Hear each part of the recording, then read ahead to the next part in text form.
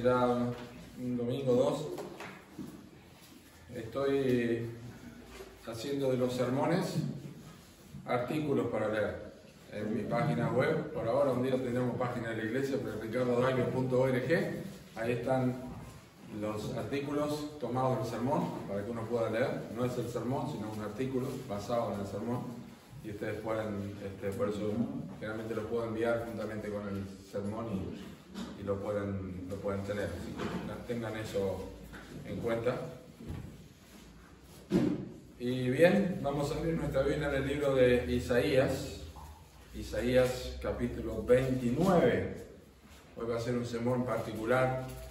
Creo que a nadie jamás le gustaría que lo señalen con el dedo y le diga: vos sos un hipócrita. Es casi un insulto que alguien le diga: sos un hipócrita. Aparte es muy incómodo que alguien le diga: sos un hipócrita. Sin embargo, espero que descubramos a través de esta enseñanza que hay otras áreas donde nuestra vida puede caer en la hipocresía. Nosotros tenemos que cuidar nuestros corazones.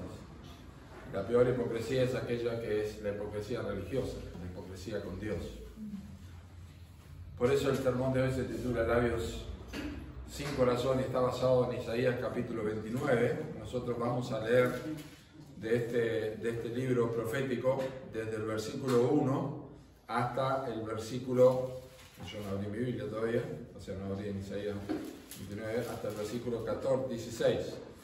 Y luego voy a explicar un poquito de qué se trata esto, porque vamos a leer cosas que quizás no estamos acostumbrados a leer, expresiones que tienen que ver con la profecía. Voy a dar una breve explicación de eso en un momento, pero la idea es aprender hoy que la hipocresía se puede disfrazar de adoración. La hipocresía se puede disfrazar de adoración. Y es un mal evidente, es un mal muy grave, pero puede ser sanado, podemos recuperarnos de esto si hay áreas en nuestra vida. Todos, como alguien dijo una vez, todos llevamos un pequeño fariseo adentro de nuestras vidas. Y esperamos que el Señor nos ayude para poder aprender. Lo que estamos viendo es la Escritura, solamente vamos a ir a través de algo de Isaías 29 y vamos a basarnos en Marcos capítulo 7, porque Jesús usa este pasaje de Isaías 29. Así que así dice la palabra de Dios. Ay de Ariel, ciudad donde habitó David, añadir un año a otro, las fiestas sigan su curso, mas yo pondré a Ariel en apretura y será desconsolada y triste, y será a mí como Ariel. Porque acamparé contra ti alrededor y te sitiaré con campamentos y levantaré contra ti baluartes. Entonces serás humillada, hablarás desde la tierra y tu habla saldrá del polvo, y será tu voz de la tierra como la de un fantasma, y tu habla susurrará desde el polvo. Y la muchedumbre de tus enemigos será como polvo menudo, y la multitud de los fuertes como tamo que pasa, y será repentinamente en un momento. Por Jehová de los ejércitos será visitada, con truenos, con terremotos y con gran ruido, con torbellino y tempestad, y llama de fuego consumidor, y será como sueño de visión nocturna la multitud de todas las naciones que pelean contra Ariel, y todos los que pelean contra ella y su fortaleza, y los que la ponen en apretura. Y le sucederá como el que tiene hambre y sueña, y le parece que come, pero cuando despierta su estómago está vacío, como el que tiene sed y sueña, y le parece que bebe, pero cuando despierta se halla cansado y sediento. Así será la multitud de todas las naciones que pelearán contra el monte de Sión. Deteneos y maravillaos, ofuscaos y cegaos, embriagaos y no de vino, tambalead y no de sidra. Porque Jehová derramó sobre vosotros espíritu de sueño y cerró los ojos de vuestros profetas y puso velo sobre las cabezas de vuestros videntes, y os será toda visión como palabras del libro sellado, el cual, si se diere a leer al que sabe leer y le dijeren lee ahora esto, dirá no puedo porque está sellado. Y si se diere el libro al que no sabe leer diciendo lee ahora esto, dirá no sé leer. Dice pues el Señor: porque este pueblo se acerca a mí con su boca y con sus labios me honra, pero su corazón está lejos de mí, y su temor de mí no es más que un mandamiento de hombres que les ha sido enseñado. Por tanto, he aquí que nuevamente excitaré yo la admiración de este pueblo con un prodigio grande y espantoso, porque perecerá la sabiduría de sus sabios y se desvanecerá la inteligencia de sus entendidos. Ay de los que se esconden de Jehová, encubriendo el consejo, y sus obras están en tinieblas, y dicen, ¿quién nos ve? ¿Y quién nos conoce? Vuestra perversidad ciertamente será reputada como el barro del alfarero. ¿Acaso la obra dirá de su hacedor, no me hizo? ¿Dirá la vasija de aquel que la ha formado, no entendió? Pidamos al Señor en oración su dirección. Señor, te damos gracias por tu palabra y pedimos que la apliques a nuestros corazones. Gracias porque podemos abrir tu libro, pero abre nuestros ojos para ver las maravillas de tu ley. En el nombre de Cristo Jesús. Amén. El libro de Isaías es uno de los libros más largos del Antiguo Testamento. 66 capítulos. Algunos han dicho que es la Biblia en miniatura, porque tiene 66 libros la Biblia. Y porque está el Evangelio tan claro, y porque la primera mitad tiene que ver con los juicios y la segunda mitad tiene que ver con la salvación de Dios en el libro de Isaías. Pero Cristo usó el libro de Isaías en los Evangelios no menos de 7 veces. Y sabemos que el profeta Isaías es uno de los profetas que más habló del Mesías, especialmente cuando recordamos Isaías 53, tan famoso la profecía sobre el Señor Jesucristo. Isaías 29, que nosotros leímos casi todo el capítulo, es un capítulo importante porque es un mensaje de condenación de Dios al pueblo, a la ciudad de Jerusalén por sus pecados. Y hay que prestar atención cuando uno lee Isaías, porque cada vez que uno lee un hay varias secciones con los ayes en el libro de Isaías. Y cada vez que uno lee un ay, tiene que prestar atención. Es como cuando uno se lastima o alguien escucha ay, entonces presta atención. Bueno, esto es en la profecía. Cuando hay un ay, uno tiene que prestar atención porque algo está pasando. Ahora vamos a ver de qué se trata lo primero aquí, pero es simplemente una introducción. En Isaías 5 tenemos muchos ayes. Tenemos el ay de los borrachos, de los codiciosos, de los cínicos, de los pervertidos morales, de los arrogantes, de los corruptos. Cada vez que hay un ay, hay una acusación a esta persona. Ay de los borrachos, ay de los codiciosos, ay de esto, ay de lo otro. Y después hay una segunda sección en Isaías que abarca lo que tenemos aquí, del capítulo 28 hasta el 33, donde también tenemos una serie de ayes. Ahí tenemos ayes al reino del norte, porque Israel ya estaba dividido, norte y sur. El sur estaba Judá, Benjamín era la parte del sur, donde Jerusalén era la capital, y luego al norte estaban las otras tribus. Bueno, eso era conocida como Efraín. Hay un juicio de Efraín porque eran borrachos. Los profetas se emborrachaban, los líderes políticos se emborrachaban, y eso sabemos afectaba el juicio a la nación, tanto espiritual como político. De ahí hay juicios a Jerusalén, hay juicios a los rebeldes del pueblo en capítulo 30 y capítulo 30 y 31. Hay juicios a los que confiaban en Egipto, en el poderío de la nación de Egipto, en vez de confiar en el Señor. Buscaban apoyo de ellos político para sus necesidades. Hay también juicios a Siria, al imperio asirio, porque los asirios como imperio fueron utilizados por Dios como una herramienta para castigar a Israel por causa de sus pecados. Los invadieron, los llevaron cautivos. Eso está todo en la historia del Antiguo Testamento. Y después hay ayes a Israel como una nación pecadora en capítulo 1. Hay ayes hacia los impíos en general. Dios le dice, le va a ir mal al impío, al justo le va a ir bien, pero ay de los impíos porque le va a ir mal. Y también hay justamente un juicio a la nación de Asiria, que era una vara en la mano de Dios para castigar al pueblo de Israel, pero después Dios iba a castigar a Siria porque ellos creyeron que estaban siendo autosuficientes y como imperio estaban destruyendo a todos los demás y creían que eran poderosos y olvidaron que Dios los estaba usando a ellos para esto. Y por supuesto también hay una condenación y hay un ay para cualquier hombre que es arrogante contra su Creador en capítulo 45 de Isaías. Entonces, cada vez que tenemos un ay hay que prestar atención. Y uno de los más destacados ayes de Isaías es el del capítulo 29. ¿Por qué? Porque Isaías usa un nombre particular para referirse a Jerusalén, y es el nombre Ariel, que nosotros lo conocemos este nombre. De hecho, lo tenemos aquí 3 veces, pero aparece una vez más como nombre de una persona, nombre personal en el libro de Esdras. Pero Ariel significa león de Dios. Así que lo más probable es que Isaías está usando este nombre para Jerusalén como león de Dios, como una nación que era un león de Dios, especialmente porque Jerusalén estaba en Judá, y Judá era el león de Dios, pero lo está usando en un tono sarcástico. Es decir, está casi burlándose, como si les estuviera diciendo: ustedes se creen fuertes, se creen majestuosos, tienen arrogancia, pero esa arrogancia es un engaño.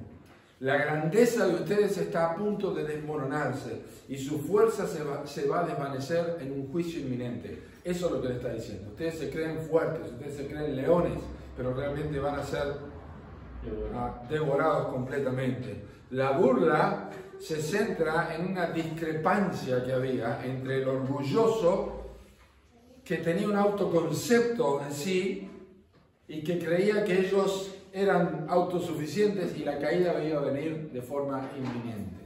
De hecho, aquí esta profecía en Isaías 29 es como muchas de las profecías del Antiguo Testamento. La profecía del Antiguo Testamento es como una cadena montañosa tras otra, que nosotros la vemos, no la vemos en 3D, la vemos en un solo plano, como si fuera una foto, pero realmente hay distancia entre una y otra. Entonces aquí tenemos un juicio a Israel, pero también tenemos un juicio a Siria. Cuando dice que ellos iban, los asirios, el pueblo que iba a derrotar a Jerusalén, se la iban a creer. Es como las personas que soñaban que comían y se despertaban y tenían hambre, o soñaban que tomaban agua y se despertaban y tenían sed.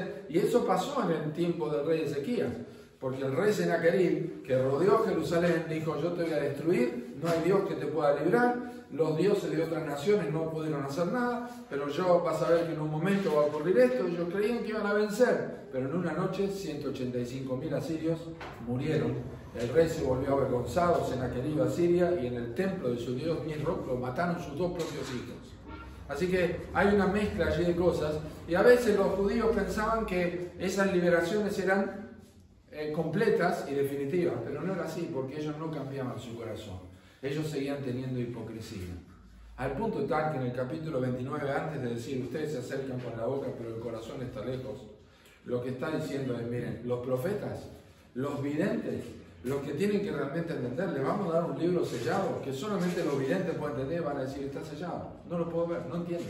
Y el que no sabe leer, se le va a dar un libro para leer y decir: yo no sé leer. O sea, no tenemos ni quien nos enseñe, ni tenemos quien pueda decirnos la palabra de Dios, porque ellos habían desechado la escritura, habían desechado la adoración a Dios. Eran pueblos de labios, pero no de corazón. Entonces, lo que vamos a hacer ahora es volvernos al Nuevo Testamento, a Marcos capítulo 7, y vamos a ver justamente cómo el Señor Jesucristo, de todos los pasajes que podría haber tomado de Isaías y de los ayes del profeta Isaías, para criticar la hipocresía de la religión de su tiempo, no escogió ningún otro que no sea el de Isaías 29. Vayamos a Marcos capítulo 7. Este pasaje también lo tenemos en Mateo 15, pero en Marcos 7 está mucho más especificado la manera en que Cristo usa Isaías 29, versículo 13. Bien, primero tenemos que identificar la palabra hipócrita, porque vamos a hablar de la hipocresía. Tenemos que identificar el significado del vocablo hipócrita. Hipócritas eran los actores. Así se llamaban a los actores, hipócritas. O sea, no era una palabra despectiva en ese momento, hasta que se empezó a usar de esa forma, porque el hipócrita lo que hacía es, el actor ponía una careta, y eso es algo que nos suena a nosotros. Vos sos re careta, sos vos, ¿no es cierto? Estamos diciendo que es hipócrita. Ellos se ponen una careta para representar el personaje que tenían que representar. Bueno, ellos eran hipócritas, porque ellos decían una cosa, pero vivían otra. Y esa es la esencia de la hipocresía. La hipocresía está en muchas áreas de la vida y en muchas circunstancias, pero no hay ninguna peor que la hipocresía religiosa. Ninguna peor que la hipocresía religiosa. Ahora vamos a ver tres cosas, y dentro de esas tres cosas hay algunas características que yo quiero dar. Y en primer lugar quiero que observemos, lo vamos a ver en Marcos 7 y en otros pasajes, que la hipocresía religiosa siempre se hace evidente. Tiene cola de paja, tiene patas cortas. La hipocresía religiosa siempre se hace evidente. ¿De qué forma se hace evidente? porque lleva a tener una vida inconsistente. Es inconsistente en la vida de una persona que es hipócrita. Observen Marcos capítulo 7. Vamos a leer desde el versículo 1 hasta el versículo 9. Se juntaron a Jesús los fariseos y algunos de los escribas que habían venido de Jerusalén. No venían de cualquier lado estas personas. Eran religiosos, pero de alto contenido de autoridad. Venían de Jerusalén. Los cuales vinieron derecho a Jesús, porque sabían lo que Jesús estaba haciendo y el revuelo que estaba causando allí. Los cuales, viendo a algunos de los discípulos de Jesús comer pan con manos inmundas, esto no lavadas, los condenaban. Porque los fariseos y todos los judíos, aferrándose a la tradición de los ancianos, si muchas veces no se lavan las manos, no comen. Y volviendo de la plaza, si no se lavan las manos, no comen. Y muchas cosas hay que tomaron para guardar, como los lavamientos de los vasos de beber, y de los jarros, y de los utensilios de metal, y de los lechos. Le preguntaron pues los fariseos y los escribas: ¿por qué tus discípulos no andan conforme a la tradición de los ancianos, sino que comen pan con manos inmundas? Respondiendo él les dijo: hipócritas, bien profetizó de vosotros Isaías, como está escrito: este pueblo de labios me honra, mas su corazón está lejos de mí, y su temor y pues en vano me honran, enseñando como doctrinas mandamientos de hombres. Porque dejando el mandamiento de Dios os aferráis a la tradición de los hombres, los lavamientos de los jarros y de los vasos de beber, y hacéis otras muchas cosas semejantes. Les decía también: bien invalidáis el mandamiento de Dios para guardar vuestra tradición, porque Moisés dijo: honra a tu padre y a tu madre, y el que maldiga al padre y a la madre muere irremisiblemente. Pero vosotros decís: basta que diga un hombre al padre o a la madre, es corbán, que quiere decir es mi ofrenda a Dios, todo aquello con que pudiera ayudarte, y no le dejáis hacer más por su padre o por su madre, invalidando la palabra de Dios con vuestra tradición que habéis transmitido, y muchas cosas hacéis semejantes a estas. Estos eran unos hipócritas. Básicamente, la hipocresía de ellos tenía que ver con que cambiaban lo verdaderamente importante que era la palabra de Dios por las tradiciones. En el caso que está hablando Cristo aquí, que lo destaca, es el honrar al padre y a la madre, que es uno de los mandamientos con promesa para que tengas larga vida sobre la tierra. Lo que ellos hicieron es un mandamiento superior, porque los judíos tenían la ley de Moisés y los fariseos, que originalmente eran una secta, un grupo religioso bueno, que querían mantener la fidelidad a Dios y a su palabra, con el tiempo empezaron a escribir comentarios sobre la Biblia y comenzaron a ser iguales y superiores a la palabra de Dios. Y una de las cosas que ellos hicieron es establecer una tradición del corbán, que es una ofrenda. Honra a tu padre y a tu madre. ¿Vos tenés dinero? ¿Cómo hacemos? Pues tengo que ayudar a mis padres, porque eso es lo que tenían que hacer, ayudar a sus padres, honrarles cuando tenían necesidad. Pero ahora tenían un mandamiento de hombres. Lo que vos podés hacer es ese dinero que vos tenés para ayudar a tus padres, lo que vas a hacer es lo vas a ofrendar, lo vas a tener para cualquier cosa que sea. No tenés que llevarlo al templo. Pero siempre vos decís que es algo que tenés allí y que en algún momento Dios lo puede usar y no te puede ayudar. Papá, mamá, discúlpame. Eso es la hipocresía, porque la Biblia no enseñaba nada de que tenías que guardar la plata y no poder darle a tu padre. Pero la Biblia sí decía que tenían que honrar a los padres y que no tenían que maldecir al padre y a la madre. Pero ahora la gente creía que era mejor hacer otra cosa que lo que la Biblia enseñaba. Entonces, quiero que observen que es inconsistente en primer lugar. Porque versículos 9 al 11 está hablando de, básicamente, una diversificación, una dicotomía que se dice, una bifurcación entre lo que se profesa y lo que se practica. Es una de las cosas más evidentes del contexto, del concepto de la hipocresía. ¿Cuál es? Que las personas dicen algo con su boca y hacen otra cosa con sus vidas. Es básicamente, esta es la queja de muchas personas que, entre comillas, dicen: yo no voy a la iglesia porque está lleno de hipócritas. Y hay que decirle: entonces no venga vos tampoco porque va a haber uno más, ¿verdad? Está lleno de hipócritas. Hipócritas hay en todos lados, pero eso es una excusa, en realidad, porque no todos son así. Se enseña la palabra de Dios. Pero la realidad es que es uno de los problemas más serios. Estos hombres enseñaban sobre la ley de Moisés, honraban su memoria, pero luego se conducían completamente aparte de su profesión de fe. ¿Por qué estoy usando esto? Porque en el Nuevo Testamento, y no tenemos tiempo para leerlo, se nos enseña la historia de Pedro, el apóstol Pedro, en Hechos capítulo 10, que nos dice que él no vio un lienzo con animales bajar del cielo y escuchó una voz que le decía: Pedro, mata y come. Y Pedro dijo: yo no voy a comer eso, soy judío, no he comido ninguna cosa inmunda. Miren lo que acabamos de leer acá, no he comido nada de eso. Dios le dijo: no digas inmundo lo que yo he limpiado. Y en ese mismo tiempo había un hombre que no era judío y estaba teniendo necesidad de Dios. Cornelio se llamaba. Y Dios le dijo a Cornelio, un ángel le dijo: anda a buscar a Pedro, que tenía algo para decirte. Así que esos se cruzaron, esos se solaparon esas historias. Pedro fue a Cesarea, allí estaba Cornelio. Cornelio se arrodilló, Pedro le dijo: levántate, porque yo también soy hombre. Y le dijo así: ustedes saben cuán abominable es para un judío entrar a comer con los gentiles, pero a mí Dios me ha enseñado hoy que no tengo que llamar común a nada. Les predicó el Evangelio, se convirtió Cornelio, se convirtió su familia y se convirtieron todos los que estaban allí, se bautizaron, el Espíritu Santo vino sobre ellos. En ese momento tuvieron señales de lengua, como sabemos que pasó en el libro de los Hechos al inicio de la iglesia. Y Pedro dijo: realmente Dios ha dado el Espíritu Santo también a ellos. Ellos están en el Evangelio como nosotros. Perfecto. Tiempo más adelante, cuando Pedro llegó a Antioquía a visitar donde estaba Pablo y Bernabé, allí estaba Pedro, pero cuando llegaron personas de Jerusalén, dice Gálatas capítulo 2, que Pedro empezó a dejar de comer con los gentiles porque ¿qué van a decir estos de Jerusalén? Y Pedro dice, Pablo dice en la Escritura: yo le resistí cara a cara porque era de condenar, porque es un hipócrita. No solamente él es un hipócrita, sino que arrastró a Bernabé, que fue fundador de la iglesia de Antioquía, por la misma hipocresía.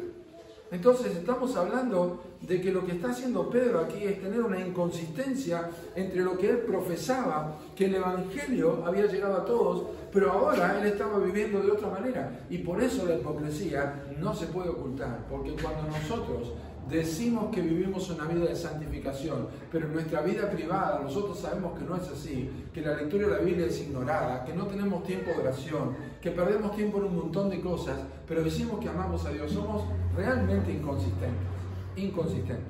No solamente esto, la hipocresía tiene un doble estándar. Observen el capítulo 7, versículo 2.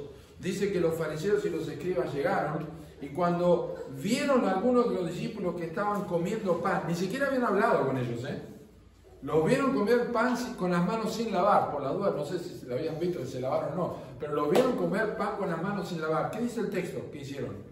Los condenaban. ¿Saben que esta es la actitud de la persona que posee un doble estándar? Y eso es lo que Jesús enseña en Mateo capítulo 7. Si querés sacar la paja del ojo de tu hermano, tenés que sacar la viga que tenés en tu propio ojo. Ahora, Cristo no está diciendo que un pecado es más grande que otro, sino que el problema más serio es cuando una persona trata de ayudar a otro y no se está mirando a sí mismo primero. Esa es la idea. Tu problema más serio es que te estás justificando y estás condenando a otro. Eso es lo que hacían los fariseos. Se justificaban a sí mismos porque ellos creían que venían como mejores que Cristo. Nosotros nos lavamos las manos, nosotros hacemos esto, no comemos si no nos lavamos, hacemos todo este tipo de cosas. ¿Y ustedes? Pero estaban haciendo lo incorrecto. Tenían un doble estándar. Estaban endurecidos. Y eso es lo que pasa con la hipocresía, que ocurre cuando nosotros estamos prontos a condenar el pecado de otros, pero nunca tratamos el pecado en nuestras vidas. Se vuelve una costumbre, y ahí está el peligro, se vuelve una costumbre criticar y condenar sin examinarnos a nosotros mismos. Ya lo hacemos como una costumbre. Este, fulano, aquel, el otro, mirá lo que hace, pero nunca estamos tomando tiempo para examinar. Posee un doble estándar. Y hay algo más, que es una de las cosas más serias que hace evidente la hipocresía. Ignora el corazón. El versículo 6 dice: respondiendo a él les dijo: hipócritas, bien profetizó de vosotros Isaías, como está escrito: este pueblo de labios me honra, mas su corazón está lejos de mí.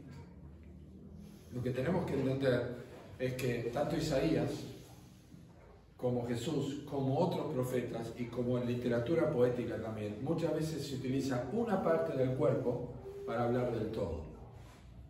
¿Tá? Las manos están contaminadas de sangre, es una idea para hablar de una persona asesina, una persona malvada. Los labios aquí representan la vida de la persona, representan todo lo externo. De la abundancia del corazón, habla la boca. Entonces los labios aquí no es simplemente que lo que dicen, es la vida que llevan. La vida que llevan realmente ignora lo más importante, que es la cuestión interna, la cuestión del corazón. Es decir, los fariseos en este sentido, ellos priorizaron sus ritos, priorizaron sus tradiciones, y no era algo nuevo esto que ocurría en Israel, porque el profeta Ezequiel, nos dice la Escritura, Dios le dijo a Ezequiel, mirá, el pueblo que te está escuchando son hipócritas. Van a venir a ti como viene el pueblo, y estarán delante de ti como pueblo mío, y oirán tus palabras y no las pondrán por obra, antes hacen halago con sus bocas, y el corazón de ellos anda en pos de su avaricia. Qué lindo sermón, qué lindo mensaje, qué hermosa reunión, qué buen tiempo que tuvimos. Pero van a su casa, viven la semana, una vida demoníaca casi, absolutamente en contra de la Escritura, fuera de la realidad. El corazón está lejos. En otras palabras, cuando el corazón es ignorado, puede que igualmente haya una admiración por la enseñanza, puede que igualmente haya una admiración por escuchar la palabra de Dios, pero no hay consistencia en la vida de obediencia. No hay nada sincero, genuino y real. La mente, la voluntad, el corazón no fueron afectados por la Escritura. Ni por la Escritura del domingo, ni por la vida cotidiana cuando leen la palabra de Dios. Este contraste entre labios y corazón lo usan otros profetas. El profeta Amós, el profeta Oseas, el profeta Miqueas, cuando dice, ¿qué me vas a ofrecer? ¿Me vas a ofrecer ríos de aceite? ¿Sacrificios? No, esto es lo que pide Dios de ti. Hacer misericordia, amar justicia, humillarte ante tu Dios. Es el corazón, es lo que yo quiero. Así que cuando estas cosas ocurren, nosotros estamos en la evidencia de una práctica religiosa hipócrita que se hace constante y que olvida que la Escritura, que Dios desde un inicio dijo que nosotros debíamos cuidar el corazón. Por tanto, guárdate y guarda tu alma con diligencia para que no te olvides de las cosas que tus ojos han visto, ni se aparten de tu corazón todos los días de tu vida. Antes bien las enseñarás a tus hijos y a los hijos de tus hijos. Deuteronomio 4:9, y luego en Deuteronomio 6:5 dice, y amarás a Jehová tu Dios con todo tu corazón y de toda tu alma y con todas tus fuerzas, y estas palabras que yo te mando hoy estarán sobre tu corazón. Dios ya había dicho, el corazón es lo más importante. Así que la hipocresía religiosa se hace evidente por la inconsistencia, por la dualidad, por la doble estándar, y también por ignorar realmente que lo que importa es lo de adentro. Segunda cosa que quiero compartir es que la religión hipócrita tiene riesgos muy severos. Tiene riesgos muy severos. En primer lugar, porque lo que hacemos cuando vivimos de esta forma, estamos alimentando un autoengaño. Observen el capítulo 7 de Marcos, versículos 3 y 4 otra vez. Dicen los fariseos y todos los judíos, aferrándose a la tradición de los ancianos, si muchas veces no se lavan las manos, no comen. Y volviendo a la plaza, si no se lavan, no comen, y otras muchas cosas hay que tomar para guardar, como los lavamientos de los vasos de beber, y de los jarros, y de los utensilios de metal, y de los lechos. Quiero que observen cómo obraban y qué pensaban los fariseos. Ellos estaban sinceramente engañados, pero estaban alimentando el autoengaño. ¿Por qué?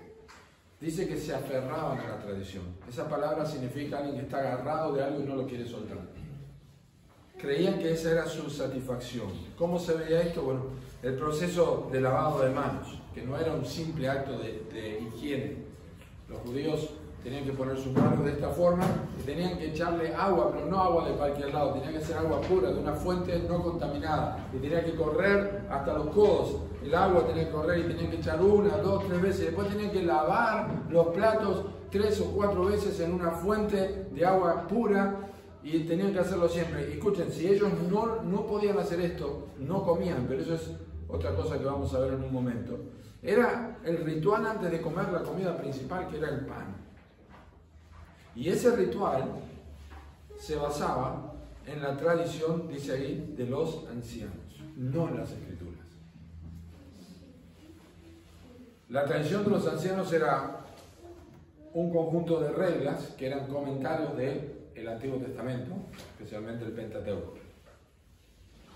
El Mishnah, que se llamaba, o Midrash, ahora no me acuerdo, Midrash creo que son los comentarios de la Escritura. Ellos empezaron a dar más valor a eso. Es como si nosotros dijéramos ahora, bueno, a ver qué dijo MacArthur, o qué dijo Suquet, lo que dijo Miguel Núñez Belgo, es lo que dice la Escritura. Pero MacArthur dice esto, o Sproul dice esto, ¿tá? O Pelufo dice esto, o el otro dice esto. ¿Qué dice la Escritura? Entonces, aunque algunos detalles variaron, hoy día las reglas generales daban este tipo de ritual. ¿Por qué alimenta el autoengaño? Porque ellos ni comían en caso de no realizar los lavados y ellos se autolimitaban.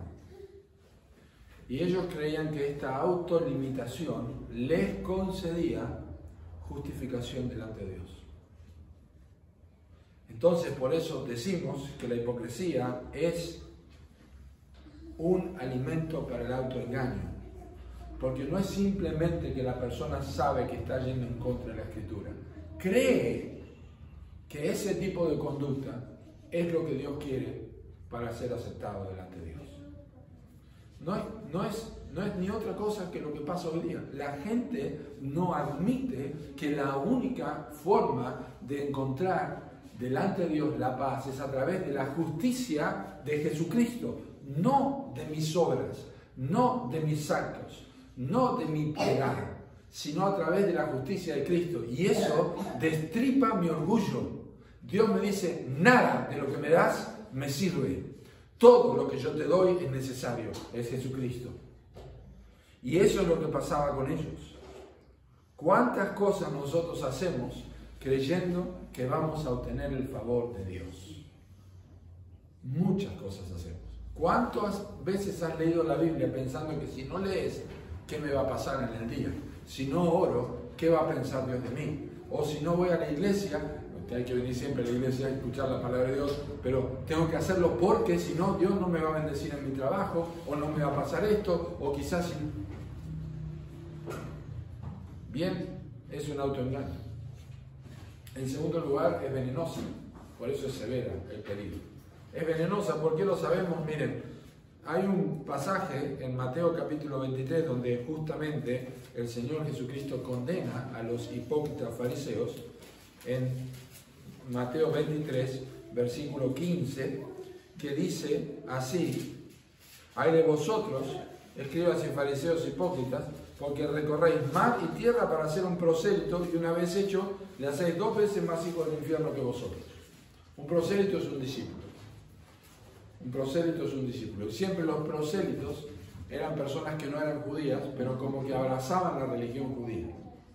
Dice que estos fariseos lo que hacían es perseguir personas para que abrazaran la religión judaica, hacer un prosélito. Con tanta insistencia que cuando estas personas abrazaban la religión judía, llegaban a ser más religiosos que los mismos fariseos. Entonces, ellos se iban al infierno porque estaban confiando en su propia justicia, pero lo hacían 2 veces más hijos del infierno a otra persona. O sea, era un veneno. La hipocresía es un veneno, porque contagia a otros. Si fulano de tal hace esto y va a la iglesia, ¿por qué yo no puedo hacer esto? Si el pastor hace esto y predica en la iglesia, ¿por qué yo no puedo hacer esto? ¿Cuántas veces hemos escuchado estas cosas? Es porque nosotros somos un tropiezo. Romanos capítulo 2 nos habla de eso. Tú que predicas que no se adultera, tú que dices que no se cometer idolatría y tienes ídolos. El nombre de Dios es blasfemado entre los gentiles por causa de ustedes, dice el apóstol Pablo. Es venenosa. Y por supuesto le da más valor a lo externo. El versículo 9 dice: bien invalidáis el mandamiento de Dios para guardar vuestra tradición. O sea, lo más importante no es el mandamiento de Dios, sino la tradición. Por eso la palabra de Dios era considerada como una segunda autoridad, no la primera autoridad. Porque lo que hace es darle énfasis a lo externo. Eso hace la hipocresía. Y una de las cosas, antes de ir al último punto, una de las cosas más terribles que hace la hipocresía es normalizar una vida legalista y religiosamente vacía. Dice otra vez el versículo 3 y 4, fíjense otra vez que dice, aferrándose a la tradición, si muchas veces no se lavan, no comen. Y volviendo a la plaza, si no se lavan, no comen. Y luego dice, y otras muchas cosas hay que tomaron para guardar. No comen.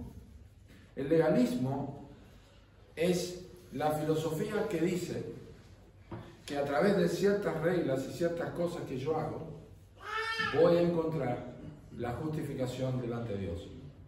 Entonces, tenemos personas en diferentes lugares, como yo mencioné esta mañana, que si no va a la iglesia la mujer de pollera, pues algo está mal.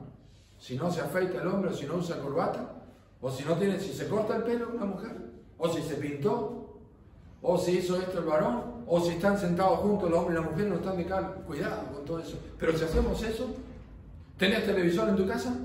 ¿Cómo vas a tener televisor? Eso es el infierno. ¿Qué mirás? ¿Y qué haces? Y jugás esto y vas al otro y tenés amigos y fuiste a jugar al bowling con... ¡Oh, no! Todo ese tipo de cosas que son los botones que la gente aprieta porque se siente cómoda haciendo eso. Porque ahora que tengo corbata, Dios me va a bendecir. Ahora que no me corto el pelo, ahora que me saco la barba, Dios me va a bendecir. Ese tipo de reglas es similar a lo que pasaba acá. Y eso es normalizar el legalismo. Se torna obligatorio. Una persona vive por esas cosas y siente que ha hecho una cosa importante para su vida espiritual si se ha cuidado de estas cosas, cuando en realidad lo que está descuidando es obediencia a la palabra de Dios. Es muy riesgoso y es severo el peligro que ocasiona la hipocresía. Y en último lugar, gracias a Dios, la hipocresía se puede sanar. ¿Cómo se sana la hipocresía? En primer lugar, como cualquier otro pecado, tiene que haber arrepentimiento y confesión. Lo que tenemos que escuchar es la palabra de Dios. Y miren, los fariseos, si se hubieran dado cuenta quién estaba delante de ellos, porque él dijo, he aquí más que Salomón en este lugar, he aquí más que Jonás en este lugar. Si se hubieran dado cuenta quién estaba delante de ellos, cuando él dijo, hipócritas, eso hubiera sido una convicción de pecado. Es Dios diciendo, sos un hipócrita. Así que lo primero que necesitamos es escuchar la voz de Dios a través de la palabra de mi hipocresía. La Biblia enseña en 1 de Pedro, el apóstol Pedro, cuando habla del nuevo nacimiento en capítulo 1, terminando el capítulo 1 de 1 de Pedro, versículo 24 hasta el versículo 25, lo próximo que dice de aquellos que han escuchado la palabra del Evangelio es esto. 2.1 de 1 de Pedro, desechando pues toda malicia, todo engaño, hipocresía y todas las detracciones, soberbias. Desechando pues toda hipocresía no es algo que debe convivir con el cristiano, la hipocresía. No tiene que convivir con el cristiano. Tenemos que confesar, tenemos que examinar nuestras vidas. Y esto lo dijo Pedro, el mismo que en Antioquía fue arrastrado por la hipocresía y arrastró a otros más a la hipocresía. Él dijo, no es bueno que nosotros los cristianos cultivemos la hipocresía. Pero la voz de Cristo es lo primero que necesitamos. Y después tenemos el resto de la Escritura que nos ayuda y nos recuerda que la hipocresía es pecado. La palabra de Dios que hace daño a nuestras vidas. Y tenemos que escuchar lo que Dios dice sobre la mentira, sobre el engaño, sobre la vaciedad, sobre el corazón lejos y confesar nuestro pecado. Y arrepentirnos de esto. Señor, perdóname porque he estado descuidado en esta forma, perdóname porque en mi trabajo es una cosa y en mi iglesia creen que soy otra cosa.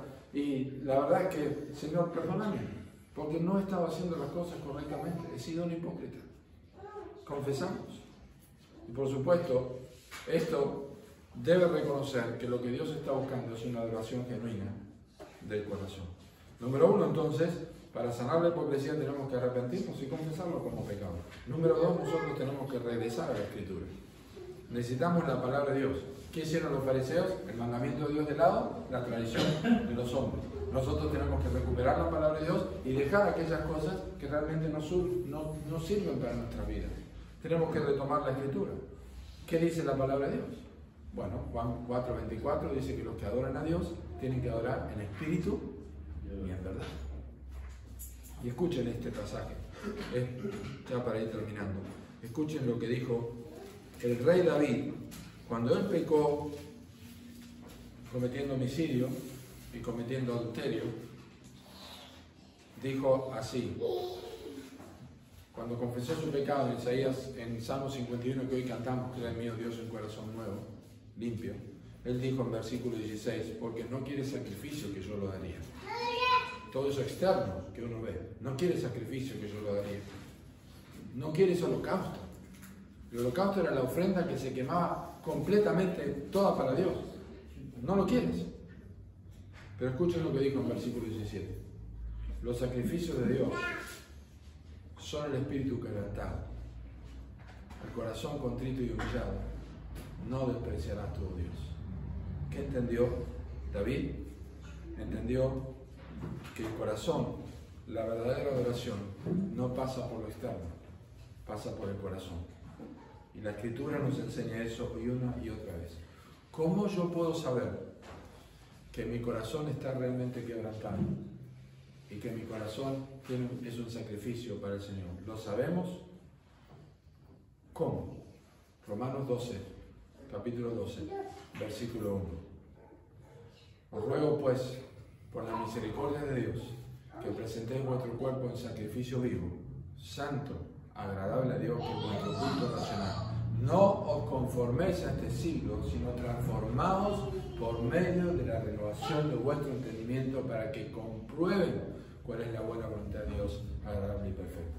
Tu cuerpo en sacrificio vivo. ¿Qué haces con tus ojos? ¿Qué haces con tus manos? ¿Qué haces con tu tiempo? ¿Qué haces con tu dinero? ¿Qué haces con tu vida privada? Estás dando esto al Señor. Esto es lo que David estaba diciendo. Esto es lo que desea, Señor. Es un corazón quebrantado, es un sacrificio vivo. Eso es lo más importante. Eso es lo que realmente hace que la hipocresía se desvanezca completamente. Cuando el corazón es transformado por medio de la palabra, que es perfecta y que convierte el alma. Y finalmente, para terminar, quiero mencionar cómo podemos cultivar una devoción interior. Fíjense que el versículo 6 dice, este pueblo de labios me honra, pero su corazón está lejos de mí. Queremos acercar el corazón a Dios. Eso es lo que queremos hacer, ¿verdad? Queremos acercar el corazón. Lo que está diciendo Cristo es, prácticamente, si hiciéramos una pregunta, ¿qué es lo que quiere Dios? Es una pregunta retórica. Dios quiere el corazón, que esté cerca de Él. ¿Cómo acercamos el corazón? Y quiero compartir algunas cosas que escribí y otras que estoy parafraseando de algo que leí del pastor Piper, que me fue una gran bendición. El pastor Piper dice así, dijo esto, dijo, una vez me preguntaron por qué yo predicaba el Evangelio. ¿Y cuál es la razón? No dijo, si alguien me preguntara por qué yo predico el Evangelio y por qué quiero que otras personas se convierten, ¿cuál sería mi respuesta? Bueno, mi respuesta no puede ser porque quiero que otros se conviertan, simplemente. Porque entonces la persona me va a decir, qué bueno, entonces vos no sos diferente a otras personas que quieren hacer más adeptos para su grupo, para su club. Y él dijo, esta no es la razón por la que yo quiero que la gente se convierta. Ese es un medio el que yo predico. La razón es para que la gente adore a Dios. Entonces, dice, la adoración es un fin en sí misma, pero no los medios por los cuales nosotros llegamos a la adoración, que son necesarios. Es decir, las ofrendas son necesarias, es parte de la adoración, nosotros no lo hacemos todavía aquí. ¿Son necesarias? Sí, es parte de la adoración, sí, pero la ofrenda en sí misma no es eso. Es para un fin. ¿Cuál es el fin? La obra misionera, la extensión del Evangelio. Cuando nosotros tenemos comunión unos con otros, como estamos haciendo, ¿este es un fin en sí mismo? No, no es un fin en sí mismo. Es un propósito, ¿para qué? Para estimularnos al amor y a las buenas obras. Por eso no dejamos de congregarnos. Hebreos 10:25. Cuando se predica la palabra, ¿la predicación es un fin en sí mismo? ¿Se terminó el sermón? No. ¿Cuál es el propósito? Que las personas tengan esperanza con la Escritura y cambien su forma de vida o aprendan y honren a Dios. Pero no es un fin en sí mismo la predicación. Pero cuando hablamos de la adoración es un fin en sí mismo. Cuando yo tengo sed, la sed no es un fin en sí mismo, es un medio para lograr algo, el agua. Cuando un perro me corre a mí porque me va a morder, el miedo no es un fin en sí mismo, es el medio para que yo me escape y tenga una liberación y me salte de una pared para que no me muerda. Pero la adoración es un fin en sí mismo. Entonces, lo que hace falta es que nuestras emociones sean reactivadas. Porque las emociones, no vivimos por emociones, pero las emociones son parte integral de nuestras vidas. Amarás a Jehová tu Dios con todo tu corazón, con toda tu alma, con toda tu mente y con toda tu fuerza. Yo te alabaré, Señor, con todo mi corazón. Voy a entrar por tus atrios con acción de gracia, con alabanza. Y necesitamos algo que motive esto, porque nosotros no podemos lograr estas cosas. Nosotros podemos mover nuestro dedo así cuando estamos contentos o cuando estamos tristes, ¿verdad? No tenemos ningún problema para hacer esto. Pero ¿cómo tenemos gozo? ¿Y cómo tenemos ánimo cuando estamos tristes? ¿Cómo adoramos a Dios con gozo cuando estamos tristes? Y la Biblia dice que tenemos que estar siempre gozosos. Tiene que haber algo que motive esto. Y esto es lo que la Biblia enseña, que debe ayudarnos. Canciones con contenido teológico. Contempla a Dios, que en su trono está. Cristo es mi fuerza, Cristo es mi salvación, Cristo es mi torre, Cristo es mi refugio, mi bien mayor. Estas verdades teológicas que nosotros cantamos, por eso no cantamos cualquier cosa, cantamos verdades teológicas, para que eso encienda mi deseo de decir en el banco donde estoy sentado, gracias Dios porque eres mi espada, eres mi protector. Veo a otros hermanos cantar lo mismo y eso es adoración. La letra me lleva a hacer algo. El tiempo de oración me lleva a estar juntos, me lleva a adorar a Dios por lo que escucho de otros hermanos. Mis emociones se activan a través de los medios que Dios ha dado para que yo sea no un religioso hipócrita, sino un adorador de corazón. Y que no sean labios sin corazón, sino que sean labios empapados del corazón. Dios siempre ha buscado la sinceridad del corazón. Y por eso nos ha quitado el corazón de piedra y nos ha puesto un corazón de carne a través del nuevo nacimiento para que nosotros tengamos nuestra intensidad en Dios y no en nosotros mismos. Para que adoremos en espíritu y en verdad. Para que el Espíritu Santo venga a nuestras vidas y nosotros podamos decir, Abba Padre. Y para que nosotros persigamos desde todo nuestro corazón lo que hacemos cada cosa para Dios y no para los hombres. Que Dios nos ayude a vivir con un corazón que inflama nuestros labios en adoración genuina, que es lo que estamos viendo durante el mes de octubre. Vamos a orar. Señor, gracias por tu palabra. Pedimos que la bendigas, que nuestras vidas sean empapadas de esta verdad, que nos guardes de la hipocresía. Señor, que podamos confesar nuestros pecados y podamos realmente ofrecer nuestro cuerpo, nuestra mente, nuestra fuerza como sacrificio vivo, santo, agradable a ti, que nuestro culto nacional. En el nombre de Cristo Jesús.